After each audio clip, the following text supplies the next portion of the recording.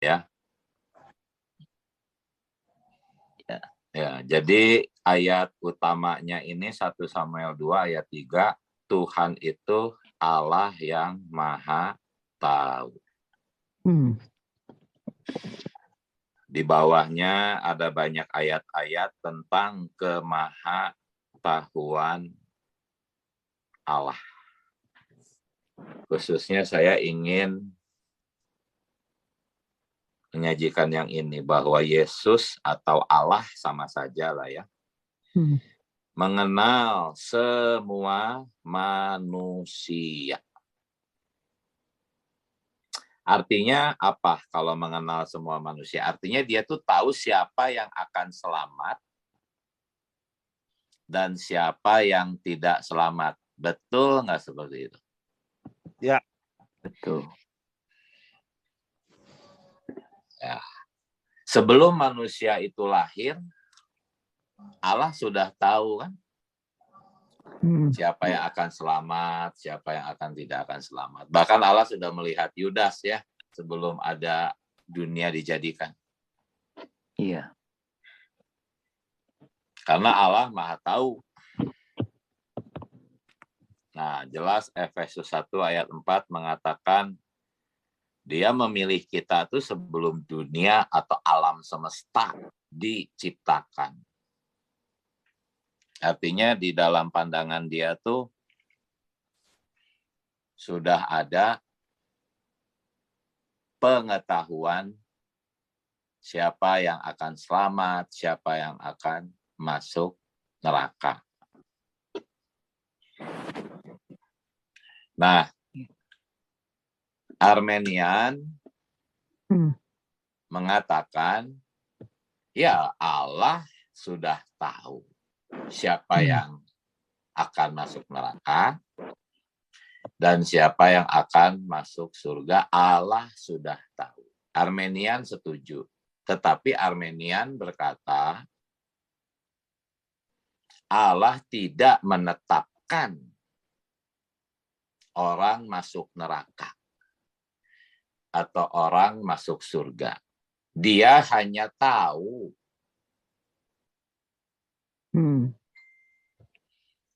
Maksud Armenian adalah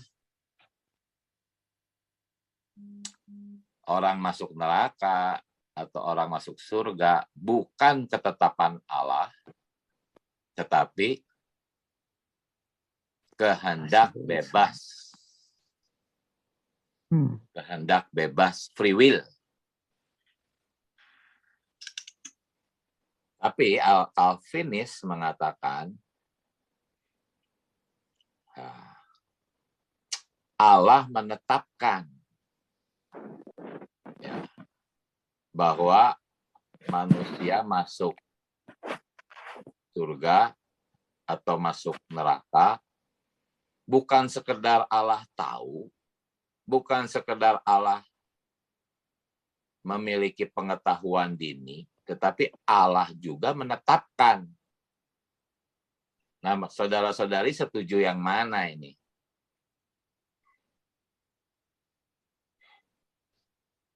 Allah menetapkan, bro. Alasannya apa? Karena udah baca banyak ayatnya. Satu lalu. Ya, tapi kalau mengetahui dan menetapkan, mengetahui dan menetapkan. Ya, coba kasih argumentasi gitu. Sebab Armenian mengatakan kalau Allah menetapkan manusia masuk surga atau Allah menetapkan manusia masuk neraka, Allah kejam. Allah apa itu? Ini Armenian berkata bahwa yang dipertaruhkan di sini adalah reputasi Allah. Ya. Nah, saudara mengatakan Allah menetapkan itu kalau saudara tidak bisa memberikan argumentasi, maka saudara sedang memperburuk reputasi Allah.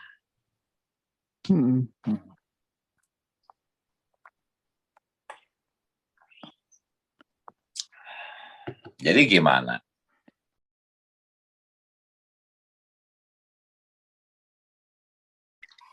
Ketika dia sedang sendirian, dia tahu kan ada sekian banyak orang masuk neraka, dia tahu kan. Iya. Nah, pertanyaan kaum Armenian, Allah sudah tahu ada 100 miliar orang masuk neraka. Kenapa itu 100 miliar tetap diciptakan? Logis kan pertanyaan ini? Ya, logis. Karena Allah sudah tahu. Kenapa tetap diciptakan? Ya. Kaum Calvinis mengatakan, ya itulah Allah kita. Allah kita itu sudah menetapkan sebagian masuk neraka, sebagian masuk surga. Ya. Nah, sekarang gini dulu deh ya. Saya ingin saudara-saudara tahu dulu deh jawaban singkatnya dulu ya.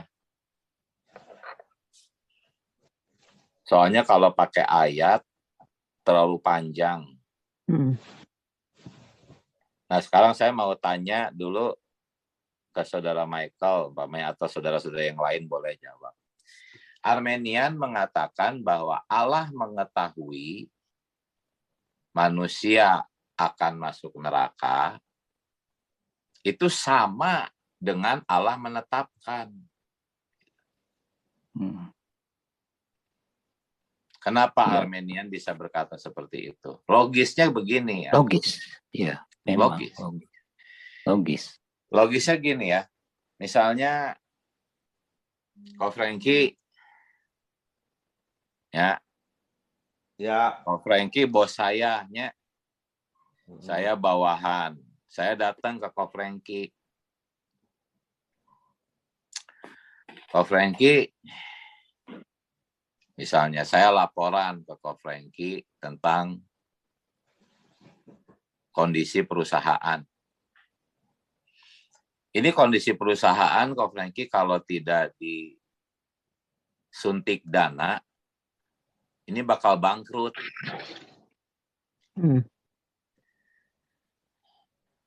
Nah, ini tuh suatu pengetahuan dini kan. Bangkrutnya kan belum ya. Tetapi ada satu pengetahuan dini ya, bahwa kalau tidak disuntik dana ini perusahaan, maka perusahaan akan bangkrut. Anggaplah bukan saya yang melapor, tapi Ko Franky sendiri yang mengetahui bahwa perusahaan ini kalau tidak disuntik dana akan bangkrut. Itu pengetahuan dini ya. Pengetahuan dini Ko Franky. Karena pengalamannya, karena dia itu cerdas, pintar, jadi dia tahu pasti bangkrut ini. Sama seperti Allah mengetahui. Nah, sebelumnya saya mau tanya dulu, kalau Allah mengetahui, misalnya ada 100 miliar orang masuk neraka, ya. Nanti yang akan terjadi, apakah misalnya bisa nggak 100 miliar lebih satu orang gitu yang masuk nerakanya? Enggak bisa. Kalau Allah mengetahui 100 miliar orang akan masuk neraka, lalu yang terjadi 100 miliar lebih satu, artinya kemahatauan Allah gugur ya. Iya. Nah, Ko Franky udah tahu nih, ini perusahaan kalau nggak disuntik dana bangkrut. Nah, tetapi ternyata nggak bangkrut, artinya Ko Franky kurang pinternya.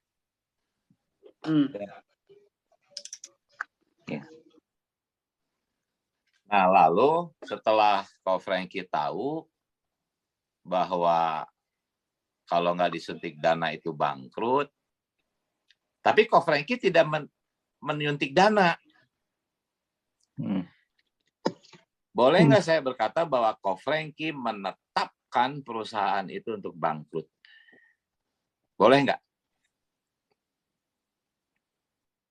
Boleh. Boleh dong. Boleh dong. Karena udah tahu kan. Ya. Allah Jangan sudah berpikir tahu. nggak punya. Katakan punya 10 perusahaan dan punya surplus dana, ya. Tapi satu perusahaan diperkirakan kalau nggak disuntik bakal bangkrut. Ya, artinya Ko Franky menetapkan perusahaan itu bangkrut. Gitu kan. Lalu saya berkata, enggak, Ko Franky mah enggak menetapkan. Dia mah hanya tahu. Cengli nggak saya ngomong gitu? Enggak. Ya, karena apa enggak? Karena Ko Franky tidak mencegah perusahaan itu untuk bangkrut. Artinya sama dengan menetapkan, betul nggak? Iya. Menetapkan tuh apa sih? Artinya menetapkan tuh artinya membuat kondisi itu tetap terjadi. Begitu kan menetapkan tuh? Iya. Arti menetapkan tuh Allah menetapkan orang masuk neraka. Waduh, kedengarannya ngerinya. Allah sudah tahu ya 100 miliar orang masuk neraka.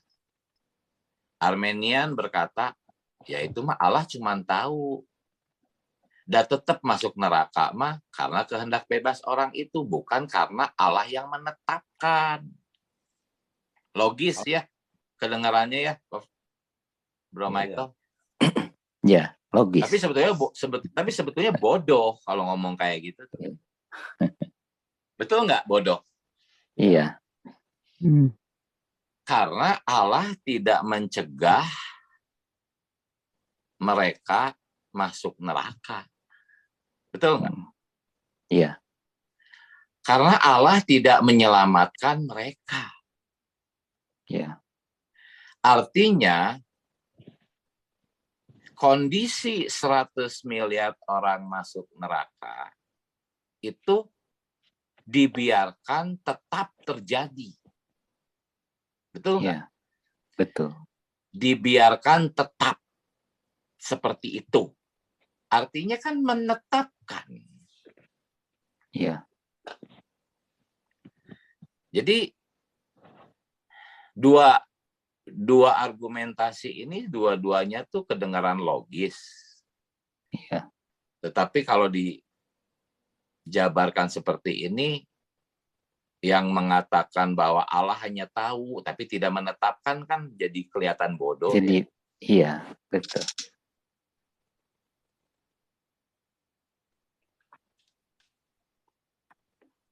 Allah tahu dan tidak mencegah, artinya Allah menetapkan. Betul nggak? Ya. Iya. Sederhana ya. Iya.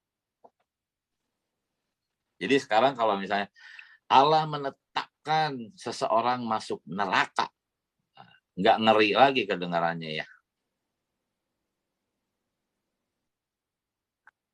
Masih ngeri.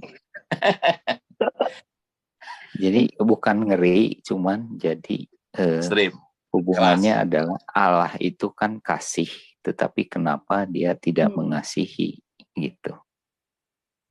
Kayak gini ya, Saudara Diki. Kayak yang perumpamaan tadi, yang perusahaan bangkrut. Ya. Oke, itu kalau Saudara Franky itu kan tahu, wah perusahaan mau bangkrut. Ya. Usahanya kalau kita nih manusia, usahanya kan kita kerjanya lebih keras, lembur, karena udah mau bangkrut. Ya. Misalnya dalam tanda kutip, sayanya udah gak punya uang lagi, mau nyuntik dana juga, misalnya ini mah, ya. Jadi kita kan ada usaha nih supaya tidak bangkrut. Ya. Ternyata bener nggak bangkrut. misalnya dalam tanda kutip, atau mungkin juga bisa bangkrut, ya. Itu karena kalau saya pikir ya, itu karena kita manusia yang tidak maha tahu, ya. Tapi karena Allah itu maha tahu, ya. Jadi kalau dia sudah bilang, aduh ini perusahaan bakal bangkrut, ya Allah udah pasti tahu gitu kan. Jadi pasti bangkrut. Ya. Ya, itu perbedaannya. Ya, karena ada tulisan, ada kata-kata Allah maha tahu. Ya, cuma tetap dalam pikiran saya itu kok kayak gitu ya. Dibiarkan gitu yang itu yang tadi sudah bilang, kok kenapa Tuhan ciptakan yang mesti masuk neraka? Ya, ini kan logis sekali kan. Allah maha tahu. Ya. Kalau kita pakai jumlah yang pasti, Allah maha tahu ada 1 miliar orang masuk surga dan 100 miliar orang masuk neraka. Dan kalau Allah maha tahu, ya, pastinya ini akan akurat dong. Terjadi seperti yang Allah ketahui, tanpa meleset sedikit pun. Kalau misalnya meleset sedikit aja, maka kemahatauan Allah gugur. Iya. Nah, kalau kita percaya nggak bahwa kita meragukan nggak kemahatauan Allah? Tidak kan? Enggak. Jadi kita percaya kemahatauan Allah. Lalu Allah mampu nggak Allah mencegah orang itu masuk neraka? Mampu. Allah maha kuasa. Ya. Tapi Allah tidak mencegah orang itu masuk neraka. Ini nggak usah pakai ayat lah, betul nggak? Ini lu pakai logika aja, nggak usah pakai ayat. Apalagi kalau ditambah ayat yang kemarin kita baca. Allah sudah tahu percis dan yang Dia ketahui pasti terjadi. Dan Dia bisa mencegah, tapi Dia tidak mencegah. Kalau Ko Franky mungkin tadi nggak bisa mencegah data boga duit misalnya. Tapi Allah itu nggak ada kamus, nggak bisa. Bagi Dia apapun bisa. Kalau Allah mau. Tetapi Allah tidak mencegah. Nah, apakah ini bukan ketetapan yang Allah buat?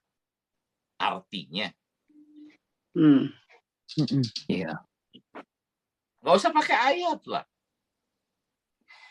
Nah, kalau saudara-saudari misalnya, saudara-saudari, ya saya yakin logika saudara-saudari sih bagus. Tapi misalnya kalau ada orang yang ngotot nih, Allah itu kasih, nggak mungkin Allah menetapkan. Artinya orang yang berkata seperti itu harus menyangkal kemahatauan Allah. Betul nggak? Iya. Iya. Orang itu harus berani mengatakan bahwa Allah tuh nggak tahu orang itu mau masuk neraka. Iya. Orang itu masuk neraka karena free will-nya. Bukan karena Allah yang menetapkan, karena Allah nggak tahu. Nah, kalau orang berani ngomong gitu, maka logikanya mungkin bisa lebih benar daripada orang yang mengatakan Allah maha tahu, tapi Allah tidak menetapkan.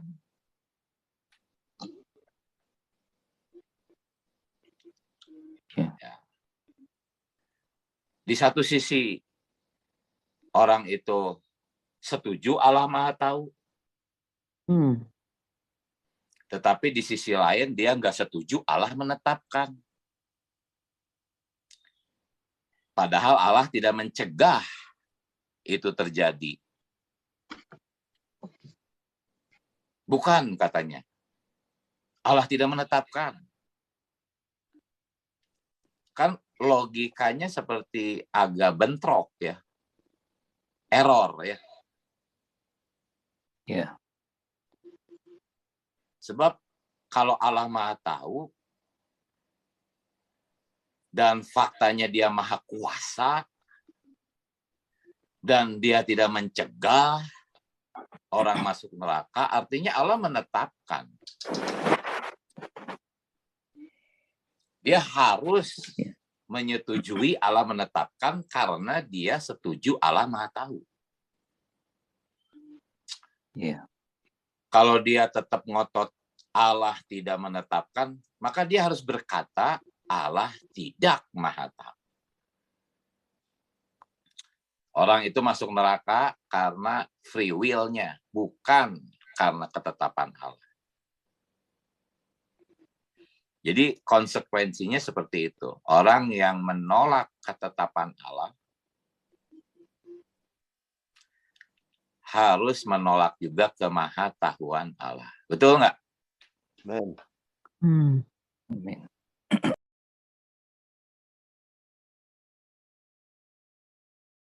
Armenian mengatakan bahwa ajaran penetapan Allah, yaitu predestinasi, penetapan Allah, penetapan selamat, yang otomatis konsekuensinya adalah penetapan binasa. Nggak bisa dibuang, itu satu mata uang dengan dua sisi. Ya. Armenian berkata bahwa doktrin penetapan Allah atau doktrin predestinasi itu bukan ajaran Alkitab. Nah, kalau memang doktrin predestinasi atau penetapan Allah tidak Alkitabiah, maka tidak akan ada ayat ini. Iya. Betul nggak? Iya, betul. Kenapa ayat ini muncul? Karena predestinasi itu adalah ajaran Alkitab. Betul nggak? Ya, betul. Katanya kalau sendiri. Kalau Alkitab tidak predestinasi. mengajarkan predestinasi, tidak akan muncul perasaan ini.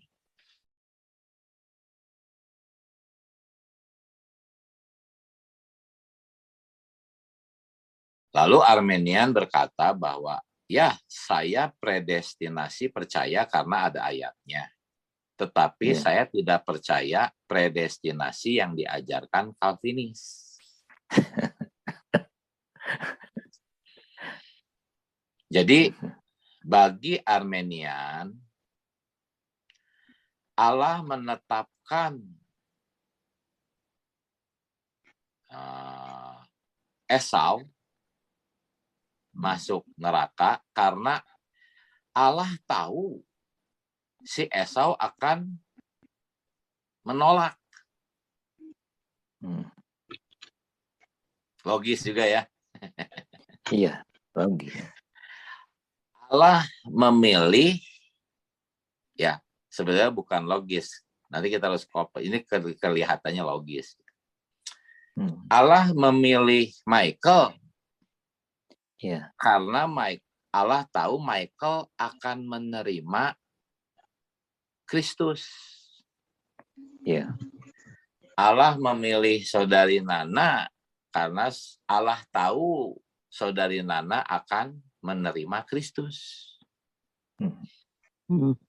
Allah, ini menurut Armenian ya. Jadi inilah predestinasi menurut Armenian. Allah tidak memilih Yudas karena Allah tahu Yudas akan menolak keselamatan. Nah, kita periksa ya, apakah predestinasi menurut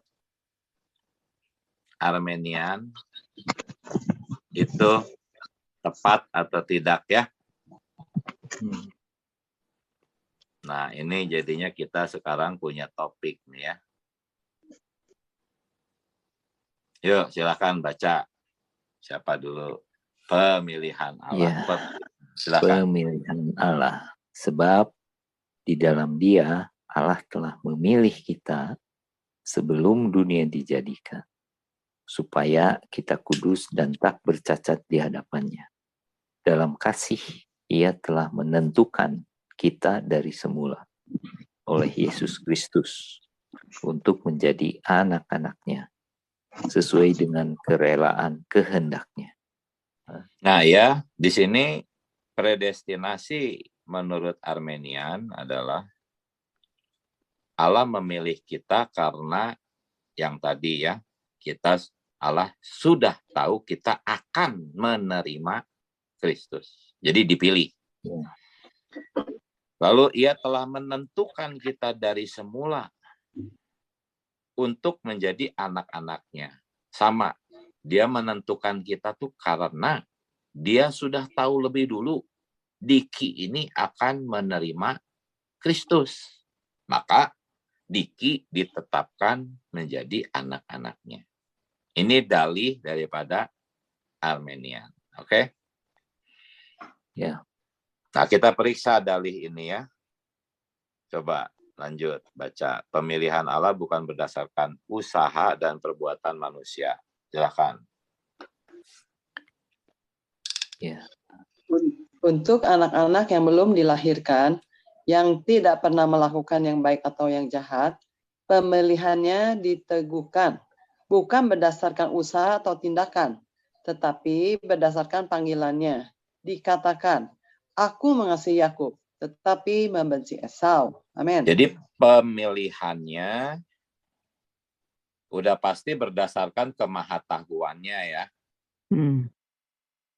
Udah pasti berdasarkan pengetahuan dininya.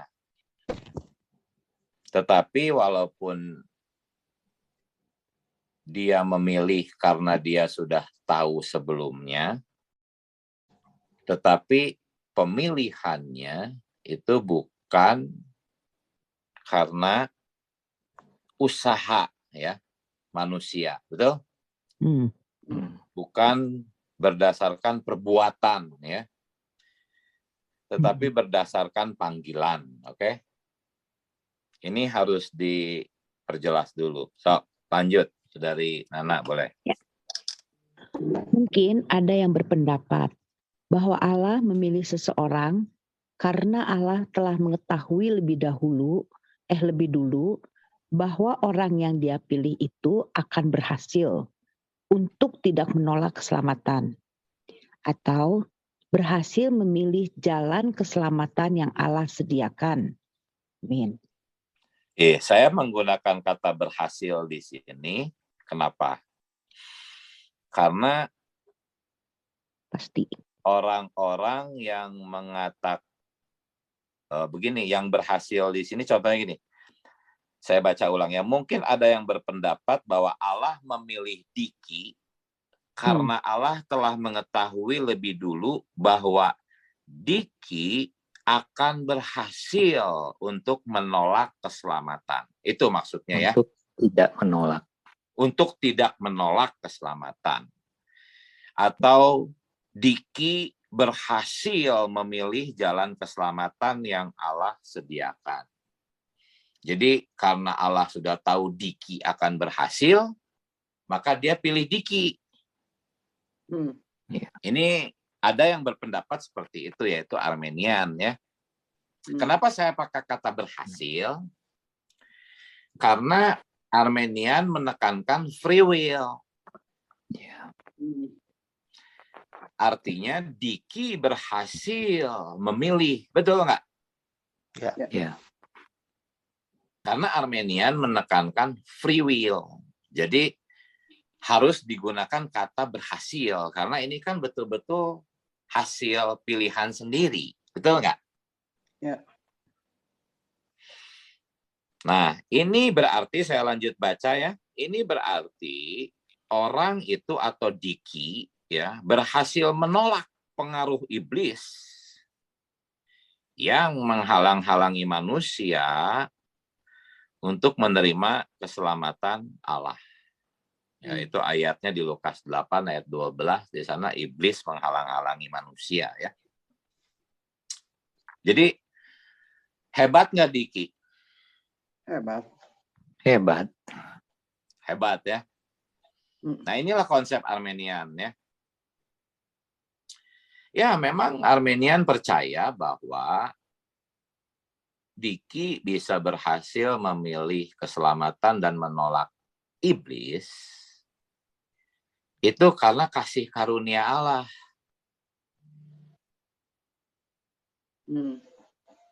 Nah, jadi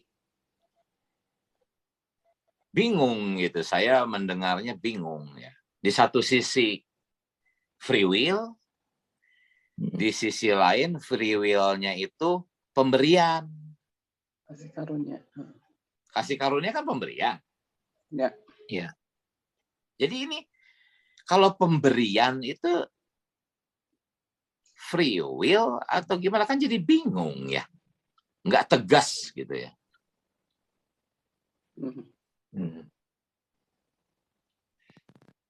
Cuman titik berat daripada Armenian itu free will. Artinya Armenian tetap harus mengatakan bahwa orang itu berhasil.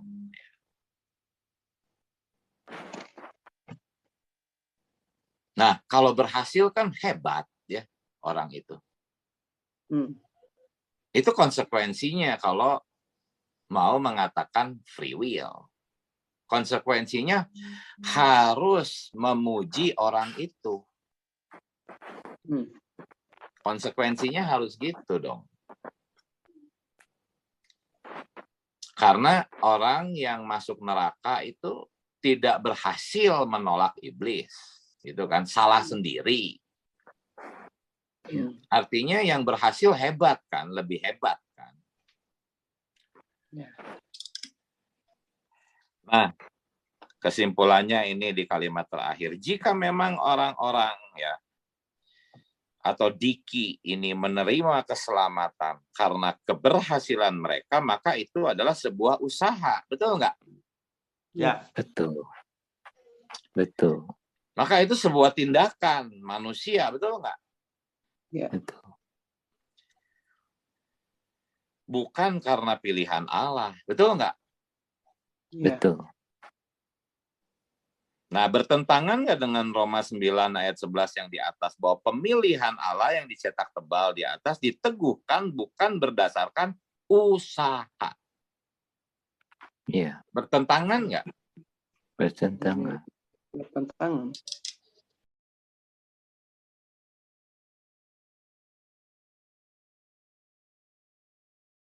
Coba kita lanjut baca ya. Esau dan Yakub dikasihi dan dibenci bukan berdasarkan perbuatan mereka. Ayatnya ini, dialah yang menyelamatkan kita dan memanggil kita dengan panggilan kudus, bukan berdasarkan perbuatan kita, melainkan berdasarkan maksud dan kasih karunia-Nya sendiri yang telah dikaruniakan kepada kita dalam Kristus Yesus sebelum permulaan zaman.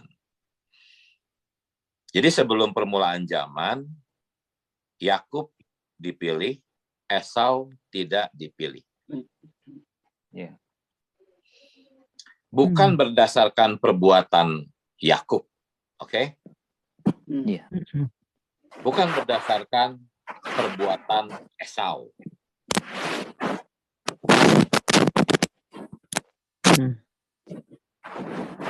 Ini kekerasakan pisan nih. Saya nggak tahu siapa yang kekerasakan. Saya. Oh, sorry. Ya. Kalau Allah memilih Yakub bukan karena perbuatan Yakub, apakah mungkin Allah menolak Esau karena perbuatan Esau?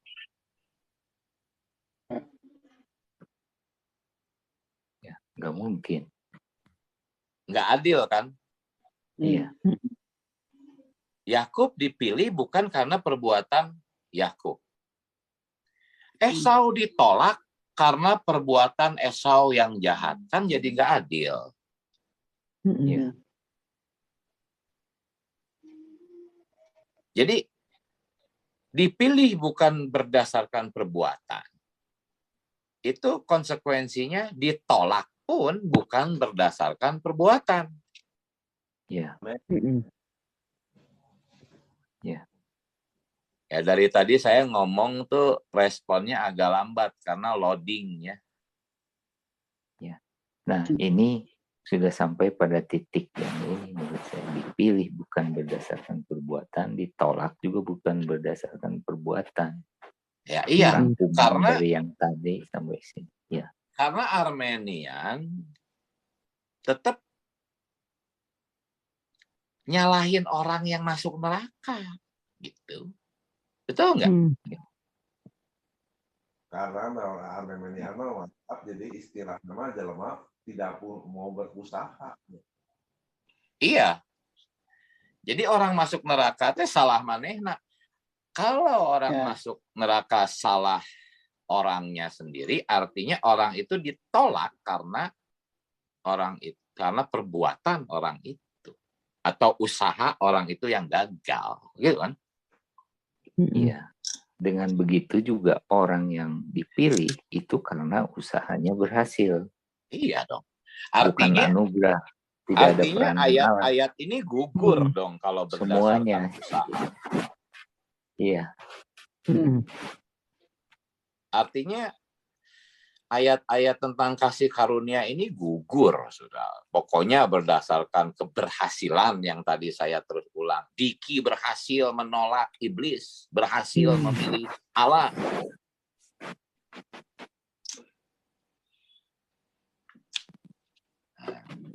Jadi sekali lagi ya, Armenian percaya konsep predestinasi, tetapi bukan predestinasi yang diajarkan oleh Calvinis. Jadi predestinasinya Armenian adalah Allah memilih Diki karena Allah tahu Diki akan berhasil. Artinya ya konsekuensinya dia harus menolak ayat-ayat ini ya, bahwa Allah memilih manusia itu bukan berdasarkan usaha atau keberhasilan seseorang, gitu kan? Jadi predestinasinya Armenian gimana nih? Problem nggak? Tergantung, bro. Problem. Nah, problem pisan. tapi tadinya sebelum kita bahas ini, Saudara Michael bilang logis ya. Iya. Iya. Gimana, jelas nggak sampai di sini? Iya, betul. Nah, itu tidak ada orang logis ceroboh. Logis yang ceroboh. Ya itu kelihatan logis kan, tadi saya bilang gitu kan. Kelihatan logis gitu. Tadi saya bilang gitu. Kita lanjut ya. Tidak ada orang yang bisa selamat oleh karena usahanya. Jelas ya.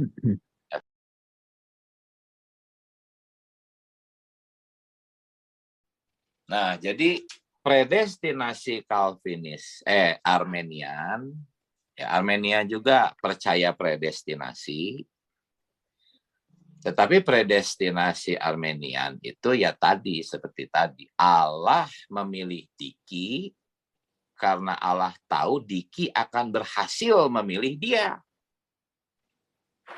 Ya.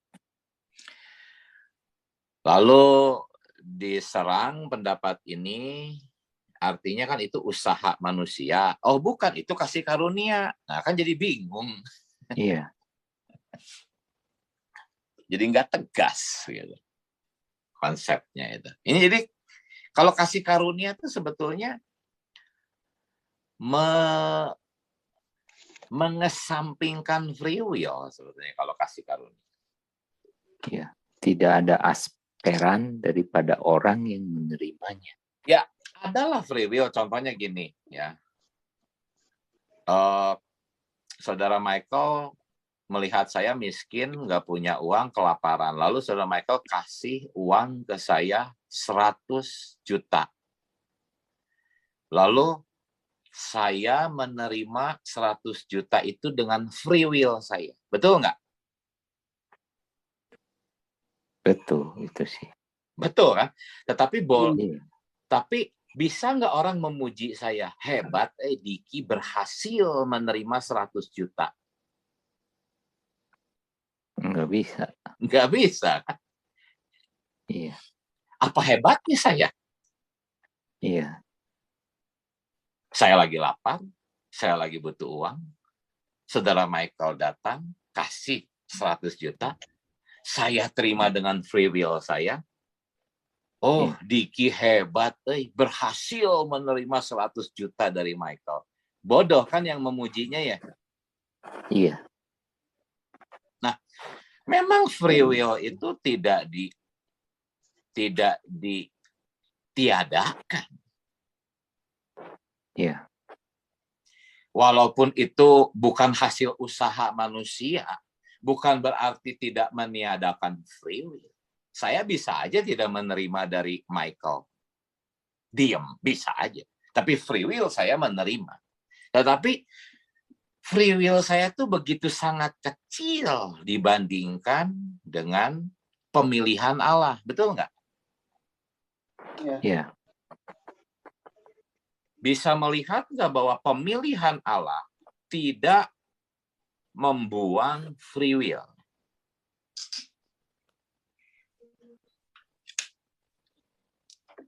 Michael memilih Diki untuk memberi uang 100 juta.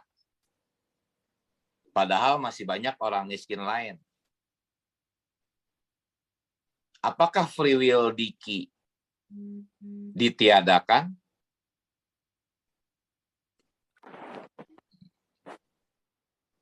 Tidak kan? Enggak. Diki menerima 100 juta pakai free will kan? Ya. Iya.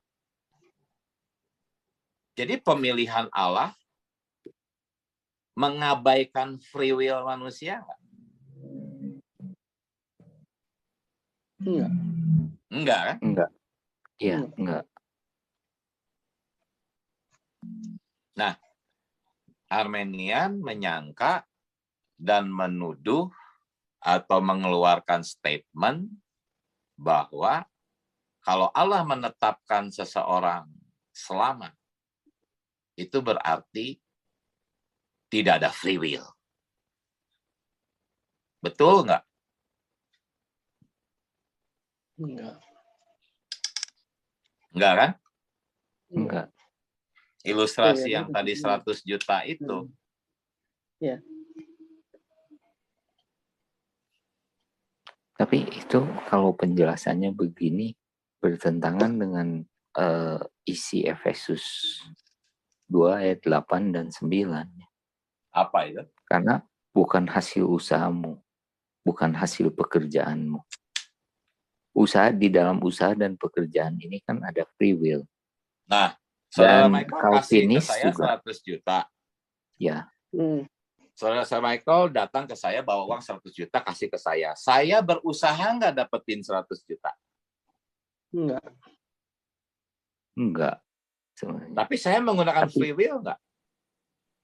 Menerima 100 juta. Ya, dalam aspek seperti itu sih memang sepertinya ada ya. Tapi karena kita sedang berbicara tentang firman Tuhan, menggunakan ayat-ayat yang ada, ya, aspek free will di sana itu kalau dilihat di aspek firman itu tidak ada. Gitu.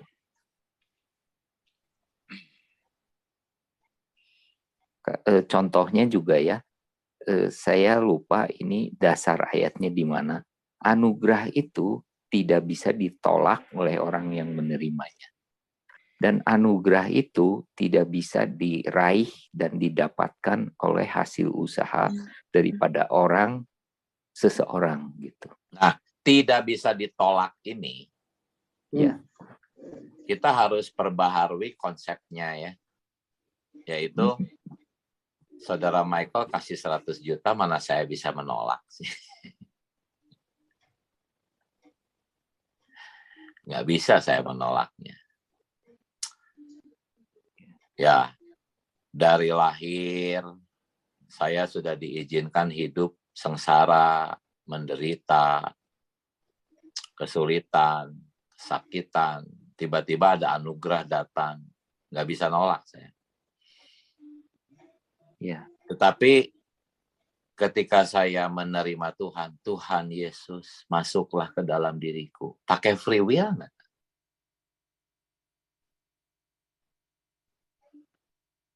Pakai. Ya, memang sih kalau dibahas secara begini, terlihat ada unsur free will yang bisa disebut relatif absolut di situ ada. Nah, sebetulnya ungkapan para guru-guru Calvinis ini dia mengatakan bahwa free will manusia itu ada, tetapi berada di dalam suatu ruang lingkup yang sangat besar sehingga free will itu jadi kecil gitu. Jadi terlihat kecil. Sedangkan Allah terlihat begitu besar. Free will tidak hilang, tapi terlihat hanya jadi bagian kecil aja gitu. Dari ya kemahakuasaan Allah, kasih Allah, kedaulatan Allah. Ya, free will tuh ada, tidak hilang, tetapi jadi sangat kecil artinya. Sedangkan Armenian itu sangat meninggikan dan membesar-besarkan free will. Ketika dibesar-besarkan, Diki berhasil. Hebat tuh Diki. Bisa berhasil memilih. Orang lain gak berhasil, dia berhasil. Ini kan membesar-besarkan free will ya. Begitu orang mengatakan itu bukan hasil usaha, iya itu kasih karunia, dikecilin lagi free will-nya tuh ya. Nanti digedein lagi free will-nya tuh. Pengen dianggap, aduh kalau Diki itu beruntung gitu. Kalau beruntung kan kasih karunia kan. Ya, kasih karunia, jadi beruntung bisa dikasih, kan nggak semua orang dikasih. Tetapi free will saya harus bangkit, saya harus mengulurkan tangan, menerima uang dari Michael. Saya harus mengambil keputusan, ya aku menerima Tuhan. Sebab kemarin-kemarin ada beberapa tahun lamanya, saya terus-menerus menahan, tidak mau menerima Tuhan. Tapi karena pekerjaan Roh Kudus di dalam saya, akhirnya free will saya memilih. Ya Tuhan Yesus, aku mau menerima Engkau.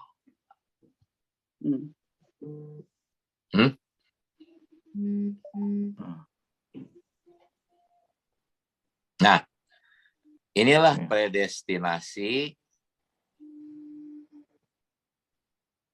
Predestinasi itu Allah memilih bukan karena usaha manusia. Oke? Ya. Saya tadi berbicara sebenarnya atas dasar pengaruh pengajaran yang saya dengar sebelumnya, maksudnya dulu ya. Saya masih ingat ya itu diajarin 30 tahun lalu.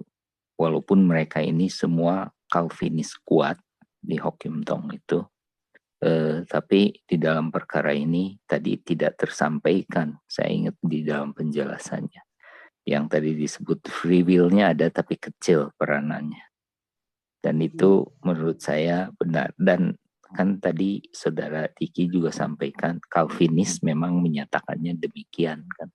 Calvinnya dari sumber Calvinnya sendiri menyatakan demikian. Cuman enggak semua yang menuntut Calvin sampai pada pengertian sana gitu. Karena kan bukunya juga tebal kan, hampir 50.000 lembar.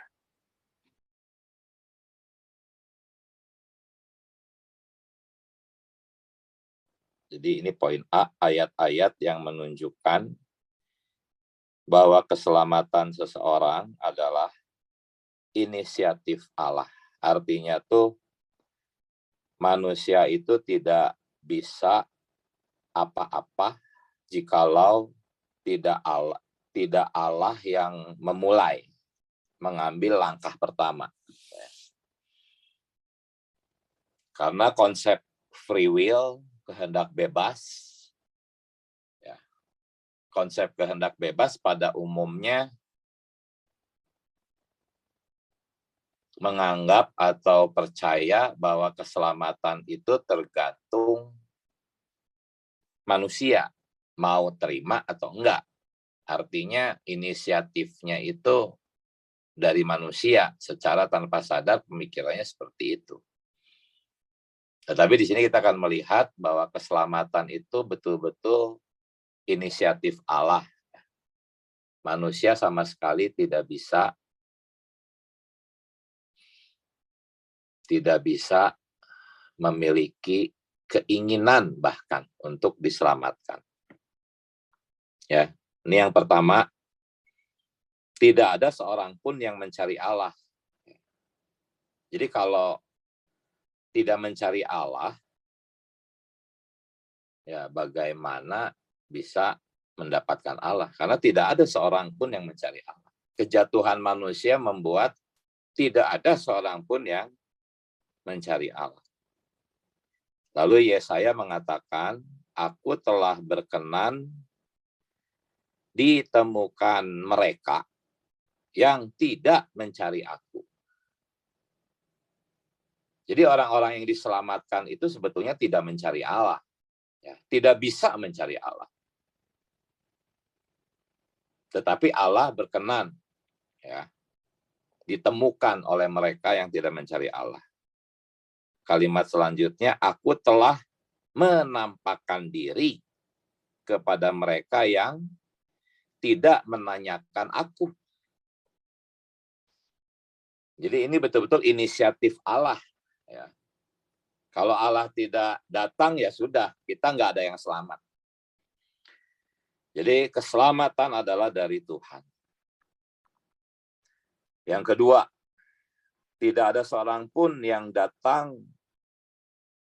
dapat datang kepadaku jikalau ia tidak ditarik oleh Bapa yang mengutus aku. Ya, jadi siapa yang mencari Allah?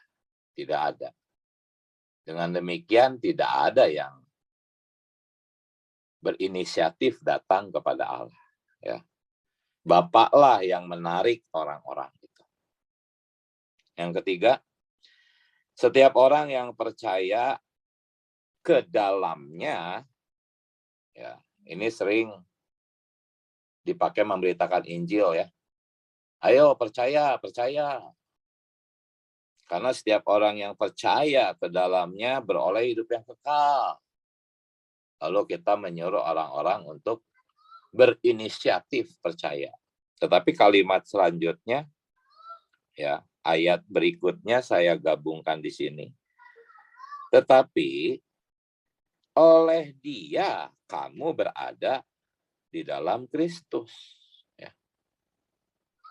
Di satu sisi Tuhan berkata barang siapa yang percaya ke dalam Dia akan selamat.